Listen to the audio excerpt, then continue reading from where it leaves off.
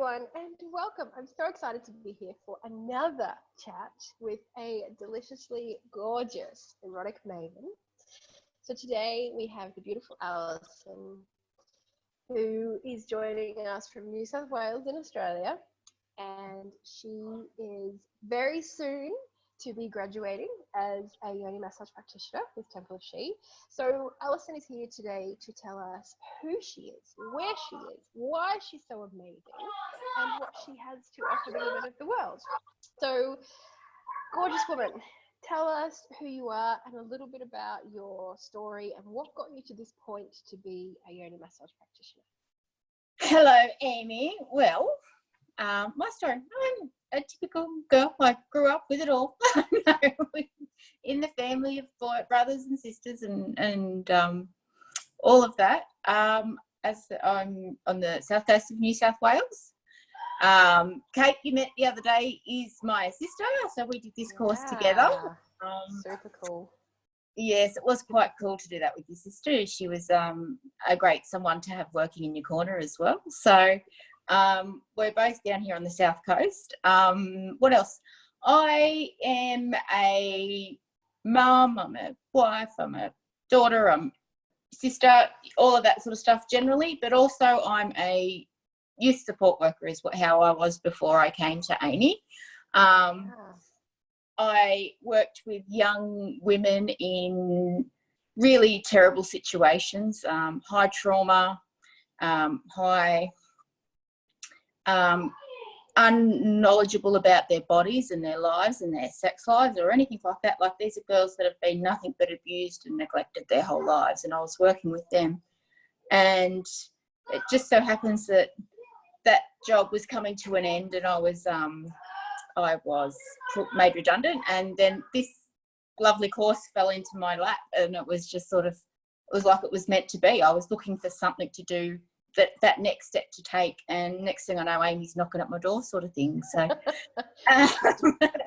out of nowhere. The magic of Amy. Yeah, and it was that, and also my personal life. I enjoy sex. I'm one of those women that I think sex is a great thing in life, and it's there to be enjoyed, and you have to love your body and you love yourself, and I've like all of that side of life as well, but also working with these young women that didn't have any foundation for any of that in their lives as well.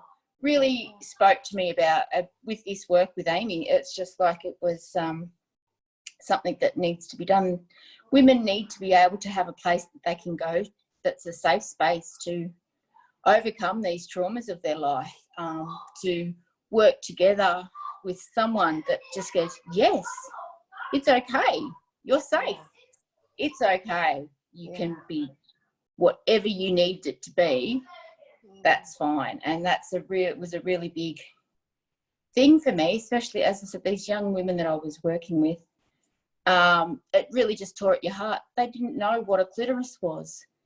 They had never, and they were having sex all the time, but none of it was for their own pleasure. It was just for other people and things like that. So it was just that. And these are young girls that are quite well versed in sex and everything like that, but still had no idea about it and the cosmos of it and everything like that. So having worked through that, and as I said, that job became null and void, and Amy just fell in my lap, and it's sort of like, well, this is where I have to go next, sort of thing. So, and that really brought me here, and it's taken me down a whole other expected road, this whole journey as well.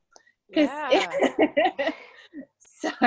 that was what brought me here, and then through the journey of it all, I've ended up in a totally different space as well. So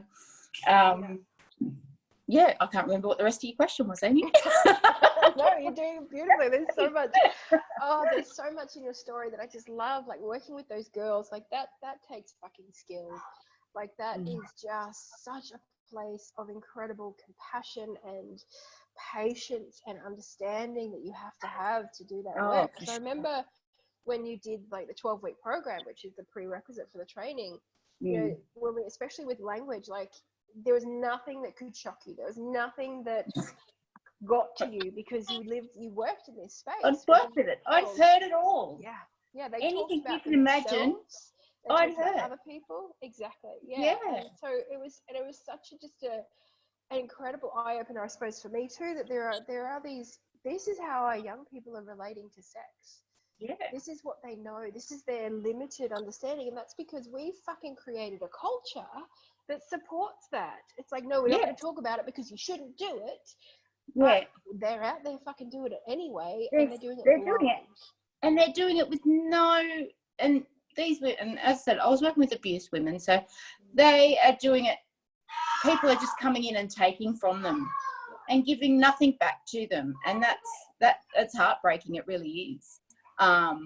But it also makes you want these women to just encourage them and say, you have a right. You have a right to love and be treasured and be worshipped. And even if you're doing it to yourself, like if you're loving and worshipping yourself, these women didn't even know how to do that. Like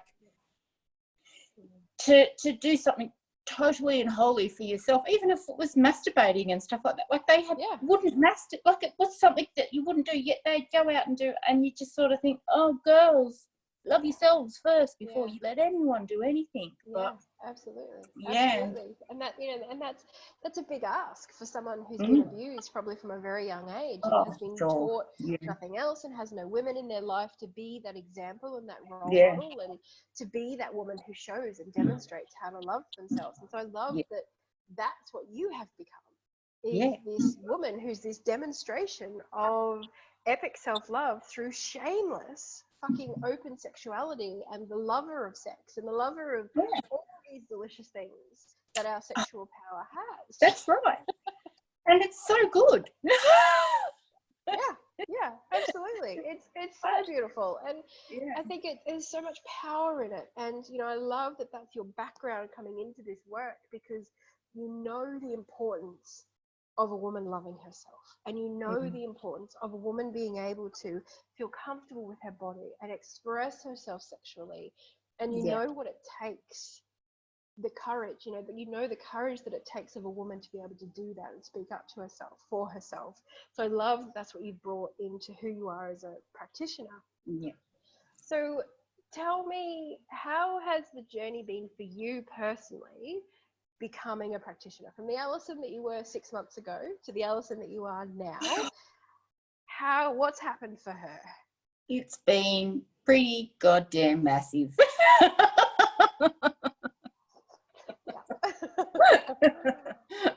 I'm a whole other person now.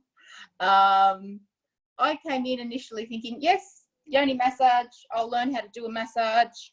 Cool, done. I can have another skill to add to the thing, sort of thing. And I thought, that's it. Once I started, especially with the 12-week course, taking that first step into it and learning to really look inside myself, to take this step as to what's deeper and what's next. Like, it's that, and what's deeper then, sort of thing. And it's really made me have to look at myself really deeply internally, and figure out who I am and what I am and why I am. Like, it's these questions, and I'm still working on the answers to those. But we all are. It's like in the onion; it just keeps on giving. Keeps on going. But it's definitely made me really look inside myself. When and I know you'll remember this bit, Amy, but and we did the 12-week course leading up, and then we started the practitioner training, and even still I was very in my head. I was still very science-based. I was quite, this is the clitoris and this is the labia and this is this and this is that, and it was still very. And then you took me to Bali, Amy. And we cracked it wide. You cracked the shell open. And I've wound up in a puddle of tears. And I found the spirituality behind it, and it's been quite life-changing, really has. I've really just started the spiritual journey of all of this, but while we were there, we had our goddess of the moment was Lolita, and she quite profusely grabbed hold of me and sunk her teeth into me. I don't think she's ever let go, has she? I don't think she has either, no. The lovely Lolita, and she keeps calling back to me. Like, she keeps coming. I'll sit down and I'll read a book or something like that, and you'll see a random thing, and a Lolita will be the name of it. Or I'll open my Awakening Shakti book, and it always flicks open to Lolita first. Or I'll shuffle goddess cards, and she's there all the time. She's coming to me, and if I sit and meditate, she'll take me away somewhere, and all of that. And that has just really wakened my heart, and that whole journey of it. And I didn't expect to go there with this at all, and you did, and thank you. Thank you. God, I just got you to Bali. You did the rest. Like, it was, and, you know, I think it was. So for those of you who haven't heard of Lolita Tripura Sundari, she is the goddess of erotic spirituality. She is this work. Like, she embodies what this work is, and the juiciness and the sacredness, the divinity, like the fucking epicness. She takes it beyond just that physical act of pleasure. Like, it really is the essence. And that real connection to it all, and that embodiment, and that embracing every bit of it and everything like that. It was just there's a story. Can I tell the story of you and the card? Go for it. This is one of my favorite fucking stories from this training and from the retreat, and I think it blew everybody's mind, like mine included. I was just like, whoa, what the fuck are we doing here? So every morning on the retreat, the women get up early. We have a morning practice, and I try and give them a varied range of activities to experience and things to embody, and just to deepen their experience as we go on the retreat. And one morning I brought my beautiful Divine Feminine Oracle cards by Megan Watterson, who are all beautiful goddesses from our history. And she's an academic, so she's researched them, and they're beautiful, beautiful cards. They're not like other oracle cards. They're really delicious. And I put them all in the center of the circle, face down, spread them all out. And I read the girls, I guided them through a meditation, through this, it was a Lolita meditation, just to embody that sexual energy. And then one by one, I invited them to get up and pick a card. Now, in my preparation for all this, I wanted to find a picture of Lolita to put in the center to represent, because this is the goddess we're embodying. This is the energy that we're all about. And I could not find her in the deck of cards. I'm like, I'm sure she was in here. I looked in the fucking glossary of the book, and she was not there. The card was not there. And I was like, fuck, I'm sure she was here, but she's not. All right, I'm just gonna have to print off this crappy little cartoon picture, and that'll do. So away we went. We did the meditation. They all got up to pick their cards, and I got them just to sit, to pick their card and hold it and just commune with that card. I looked at Alison, and she had this card that she was holding to her chest, and she was just a mess. Just pouring out. I was like, fuck, what cards she got? This is going to be epic. And one by one, we went around, and each person shared their card, the goddess they pulled, and what they were feeling and what her message was for them. And we got to Alison. She turned her card around, and she had fucking Lolita. I could not believe it. I'm like, I swear to God, she was not there this morning. And she appeared, and she was the card that Alison picked up. And it was just such an incredible moment of confirmation for you and for me and for the work. And that card had been calling out to you since I walked in, and you had them all laid there. I thought, that card is the card I need, without even having any knowledge of what we were doing. Yeah, totally. Absolutely. And I just couldn't believe it. I was like, yeah, she wasn't there this morning because she was for Alison. No. And it was just so beautiful, because it allowed you to open up to the energy of this work, to the energy of Yoni Massage. The energy of it. And that's, take it to another level. Yeah. And then we did a massage after that. And you see me there sort of prepping and everything, and you went, and you come over to me and you said, just let Lolita in. And I've gone, okay. And I've sort of taken a minute and sort of got myself ready, and then next thing I know, it was one of the most amazing experiences ever. And the energy was just flowing that day, and I was it was amazing. It was mind-blowing, and as I said, that whole journey has changed everything for me. So yeah, absolutely. And you could see, you know, my support person who I have on the retreats, Gemma, and I were there because of course I oversee the massages, and that afternoon watching you massage as Lolita, embodied as Lolita, just fucking blew us away. Like the difference, like there's no comparison. It was just like Alison left the building and Lolita came in. She strolled in, and just, it was one of those real. Your body, your energy, your breath, like everything just changed. And it was like, oh, she has arrived. She has arrived, baby, and she hasn't left.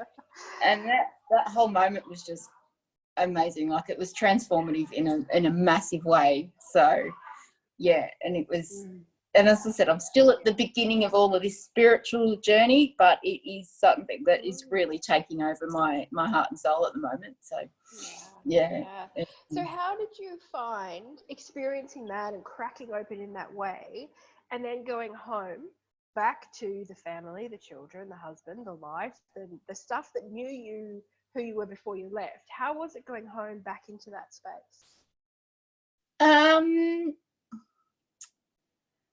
Different, but the same as well. Like I came back a different person. I know that. My husband recognised that. He sort of could see the difference. I was getting up to do morning meditations and just little things like that. Even sometimes I was laying in bed and having morning meditations and but doing them sort of wherever you can. When you got kids and stuff, sometimes it's 5 minutes on the toilet, but you take it where you can get it. But also, I've become more open in who I am, so I'm willing to communicate. I was very much a closed off little eggshell. And I still have my moments, don't get me wrong, but I'm getting better, and I'm getting more open with that, and so more communicative and more willing to express that and express myself. And so I'm becoming more me, and it's something that's and it's taken a bit. And I've got a teenage daughter that I'm sort of getting her trying. Teenagers are a whole other kettle of fish, but trying to introduce these methods into her, the meditation and that, and just embracing that part of yourself and letting that in. So not being so much in your head and just letting your heart lead sort of sometimes. And that's a real issue for me. I've always had dramas with that. So letting go of the over analysis of everything and just and letting that in, and letting that, and that intuition and all of that we also spoke about over there, and letting that guide me in a lot of ways. Like so much of it, before I'd sit down and you'd plan it out, and terrible planner, and I'd sort of plan certain things down to the letter and keep massive control of everything sort of thing.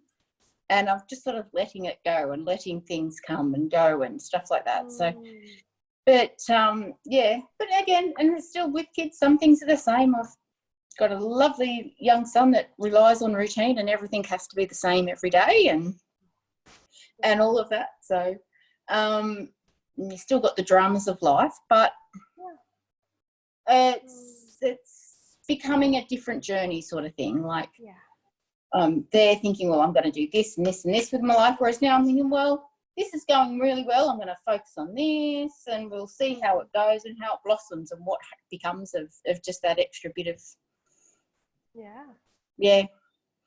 And so what's been the response of your community, like your family, your friends, everyone, that this is the work that you're doing? Like, what's the response when it's like, hey everyone, I now massage vaginas for a living? Vagina, it's such a lovely word. As Kate was saying the other day, we've got a pretty accepting family, but they still are quite dated. And so I can still remember one of the first things my 70-something-year-old husband, not husband, uncle, get the words right, uncle said to me, was what, so you're a lesbian now? And he was trying to shock me, and I went, well, not yet. Good response. Yeah. And I said, yeah, not at the moment. And that sort of then shocked him. He sort of got it returned around on him a little bit. And I went sort of, so what if I was? And he goes, no, like he backpedaled a bit. And it's that sort of, they don't really get it, the older generation anyway. They don't, it is still something to be closeted away. But in saying that, our mum has been highly supportive of both of us doing it, yet still also quite sarcastic, and she'll drop the odd comment and stuff like that there, but we know her well, sort of thing. She's happy that we're doing this, and she knows that it's making us happy to do it, so she's been really magic in that regard. It's been interesting. I've got some lovely friends and neighbours around, and I said, oh, I'm opening a new massage business. And they go, oh, we'll come over for a massage. I said, well, if you want your vagina massage, that's fine. And they've sort of gone, what? Oh, no. And I went, that's okay. I said, you'll come here one day. Yeah, one day. Door's always open. Okay. It started the conversation, as it were. It's not, I'm not forcing them to listen to me or believe me, and it can just, in little conversations here and there, they're listening. It might be a little comment. We were out at the water park with friends yesterday, and I've got a really sore neck from riding water slides.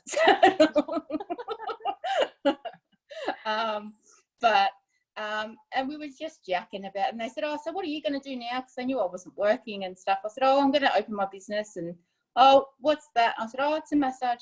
And they went, oh, yeah, okay. And I said, oh, what sort of massage? I said, oh, Yoni Massage. And they go, oh, what's that? And you go, well, Yoni's to do with like women's vaginas and like all of that whole womb space and everything like that. And they've gone, oh, okay, like, and I went, yeah, okay. And sort of left it at that. I'm not going to force this issue down people's throat, but they know that then if they do need to talk about something, that I'm open to it. Exactly. And you put it out there, and that's for people to come to you. You can put it out there. How they handle it is their issue. Yeah, it played not mine. Yeah. And sometimes people just need to know that it's okay to talk about. It is okay to talk about sex. Yeah. And sometimes, like especially with hetero, they say, "Oh yeah, had good sex." Funny thing, and all of this sort of stuff. But that's as deep as it goes. Oh, I had a good sex session last night, and that's it. You don't go, oh well, what position were you in, or did you ejaculate, or was squirting involved? What made it so good? Was it the position? Was it extra toys? What was it? I want to know. Like, if you get too in depth, they all sort of go, oh. So yeah, totally. But, Alison is like the kink queen of this practitioner round. She's done it all, baby. She's got it all. So she's a great practitioner. Oh, there's nothing to be shush about. No, I know. To go to if you're really wanting to explore, like, how do I open myself up to more for sex? Because you're very open with all of that, and you have a beautiful relationship with your husband where you can experiment and play and explore and be completely free and open, which is such a beautiful supportive space to have, such a really important space. Yeah. So has becoming a practitioner of this, how has that impacted your relationship with your husband, like your intimacy and your pleasure? In a positive way. He is fly in, fly out, so he's always in and out sort of thing. So it's, as I said, he's a very sensual person. He's quite he likes all the touchy-feely, heartfelt emotions, so it's opened me up in that regard. So he's loved all of that aspect of it all. When I first said I was going to do it, he goes, oh yeah, okay, what's that? Like, I'm going to do Yoni Massage. Oh yeah, that'll be good. What is it? Like, and you said, oh, it's women's vaginas and stuff. And you've gone, okay. And then that was all he wanted to know. That was enough. But in saying that, I'm the person that will sit down and I'll show him a picture of something and I'll go, hey, do you know that this is like this and that in here, and I'll get the diagram out of the vagina and show him where all the spots are and everything like that. And it's like me teaching him so he knows what I need him to do. Yeah, exactly. You want to touch here because it's really good when you touch it here like this. And it's that. And so, as I said, we have a very open dialogue with our sex lives. We quite happily talk about it all. So, and I've always been like that, I have to say. It wasn't just this course that brought it about for me, but I think it's put me in touch with the other aspect of it all and the spirituality of it all and all that, which is down his path. So he's enjoying that side of it. Yeah. Nice. And the connection and that the power of touch. I've really emphasised it to him. The reason why I want to do this work, because he sort of went, well, is that making you like a prostitute? And I went, well, no. I said, we're not having sex. I said, I'm giving these people a massage and I'm helping them get in touch with themselves and that connection that some people just need to another human, and it's that whole working with other women to let them empower themselves and everything like that. So he has been really good and he's supportive and he's helping me come up with business names and all of that sort of stuff. But again, he sort of every now and then he'll think about something and he'll go, oh, you're not just there just to make women orgasm. I said, no. I said, if that happens, great. If it doesn't, that happens too. But my end goal is not sexually satisfying people, so you know what I mean. So that's not the end goal at all. So, and it's like every now and then he's like exploring at his own pace. He's just a little question here, a little question there. And I'm someone who talks about it, and then it's like every now and then he'll have a think about something, or I'll say a comment here or there, and he'll go, and he'll sort of sit back and think about that for a minute, and then he'll come up with another question, and so. It's beautiful. And I went, so in that regards I've been really lucky in saying that this is what I'm going to do, and he's supported me. He's one of those that if I'm happy he's happy sort of thing. So nice. Beautiful. And I think again, I think that's a really incredible quality for you to have as a practitioner, because one of the biggest challenges that women come to Yoni massages with is this complete inability to speak, to voice, to open up, to ask, to say what they want, to ask for what they want, to change things. And, as yourself, as a woman, to be able to do that, you can then help them through that and show them and be the example, which is so important with this work. And to take the shame away from it. There's no shame, none at all, in asking for what you want. These women have felt like all the time they're there to serve the man or whatever. Women are still growing up with that ideology that to say that, well, no, I want this, I want that. Like, I want you to put your tongue here. I want you to put your finger there. And you can say that with full confidence that actually most men appreciate it. Because they don't know. That's the thing that just blows my mind, is we know nothing about our bodies, yet we expect men to know everything about our bodies. It's like, how does that work? We're just blind. Everyone's fumbling around, and if an orgasm happens, fucking great. But if not, well, it's men absolutely don't know nothing. And it's crazy that we still have this ideology happening. It's happening less, but it still happens. Oh yeah, still happens. And that we're women, we need to embrace that and take the power from that, because it's absolutely the most magic thing in the world. We rule the world. Which that's what feminine energy is. That's what that softness, that nurturing is. It literally does nurture the entire world. It shows us how to lead. Finally women are stepping up into leadership around the world, and it's making an impact. It's actually happening, and it's getting us to the place that we need to be, which is why this work is so fucking important. And it's why I created the training. It's why women like you are doing the training. It's so that we can get more and more women waking up to who they actually are, the reality of who they are. Yes. That's so important. And this is such a beautiful, powerful, but vulnerable way to do it. Absolutely. And to find that power, you've got to let go of it as well. You've got to let the power go to get more power back, sort of thing. It's that energy and that control. You let it go and it will come back to you tenfold. Like, yeah, because that's been a really big thing for you, hasn't it? That it's been a massive thing for me, that vulnerability, and I hate it. I still am not a fan of it, but I'm getting better. But I hate to be vulnerable. I hate to feel that I'm not in control of something. So to let that control go is a real hard thing for me. And funnily enough, though, when it comes to orgasms and like squirting, that I can release that quite happily. That the whole physicality of release is there. It's the emotional release that I find. Yeah, it's fear. That's where the fear comes in. That's it, and that's the one thing that scares me.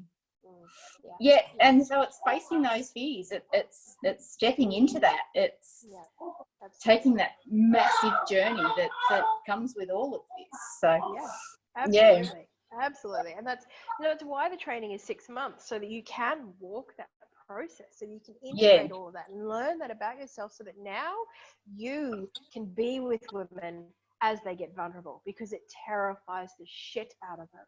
But you can be there and hold that space for them because you've done it. You know what that's like. I'm someone. I'm a hugger. I'm a toucher. I will embrace anyone that wants an embrace. I'm in that. So I'm happy to hold that space for anyone who wants to be vulnerable.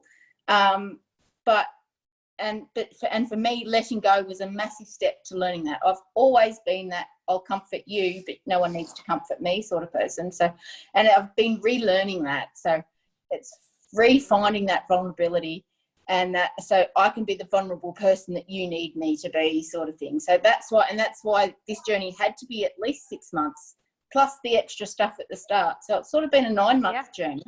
Yeah. And I've needed it to be that long. Yeah.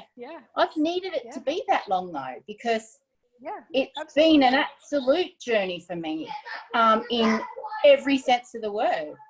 And finding out and just taking that step by step to grow into the next person of who you are.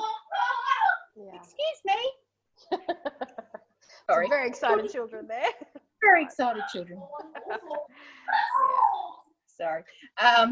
So it's that whole vulnerability that, yes, you've got to learn it sometimes. It's not something that's natural to a lot of people. And to learn how to let go. Yeah, we're taught not to. We're taught that, be staunch, stand in your power, stand in that, that almost that dark side, the shadow side of the feminine. And because she's strong enough, doesn't need anything else, just power through, get it done, be strong. Where it's like, actually, if you let that go and step into that vulnerability, that's where you actually get shit done. That's right. That is, and that's facing your fears, like stepping into this space today. Like I'm thinking, shit, I'm going to be talking to people today. Real people. And here you are. You're managing it quite well. Absolutely. Taking the risk of setting up a business, and you've been so supportive. That's been part of it as well, is all of that side. So getting the technical side of it done so that I can not have to worry about that and just focus on the people is been part of this whole journey as well. So it's absolutely. So you have created your business. So tell us slowly but surely. What's it called? Okay. Where can we find you? Where, when, how? Okay, well, as we said at the start, I'm on the south coast of New South Wales, so we're halfway between Sydney and Canberra. We're about 2.5 hours from each. We survived all the fires over summer, so it's been quite a journey. But my business name is going to be A Goddess's Caress. I like it. Feel it. You can caress me anytime, baby. Yeah. Okay, honey. I'll come and do that. Deal. Beautiful. Yes, and I've just started setting up the Facebook page today for that. So give me a day or two, but it's up there and it's ready to go. So you can access it. You can flick me a message through there. My phone number's on there.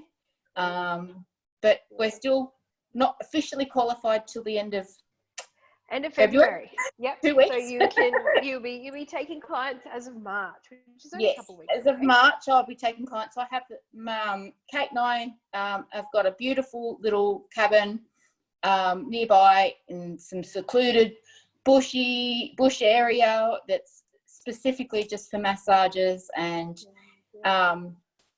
and she's, as I said, it's lovely having my sister doing this with me. We're both doing the same course, yet we're both do it quite differently as well. So well, you're two very different women, and you've had your own journey, and I can imagine what that's done for you as sisters, like your relationship as sisters, exploring this stuff together, because there's so many layers of vulnerability, especially around sexuality, and you're doing that with your sister. Like that's a whole other level. Yeah, and like even the other day, Kate and I went and did a photo shoot together, like a sexy boudoir photo shoot together as sisters, like not as lovers, not as anything but sisters, but we were there in our sexy clothes and everything like that. And she was scared shitless, yet I'm there encouraging her to do it. And then she's there saying, well, stand like this and do it like this. Your body looks great like this. It was an amazing bonding experience, and we're doing it there with barely nothing on, like, we're standing there fully naked in front of each other, talking and doing it and saying, your body looks great like this, your hair looks great like that, you know what I mean? And it's that connection. And yes, we're sisters, but this is something that most sisters don't do. You know what I mean? And it's such intimate work that to have each other there in our corner, like we can talk about it, we can express it, and that's so. But again, I would happily do that work with anyone. Like I'd happily go and have a naked photo shoot with anyone. But I know Kate wouldn't. Kate was quite daunted by it all. So it's that, and it's that just loving and embracing yourself. Like I'm not a skinny woman. I'm quite voluptuous, curvaceous, delicious and juicy.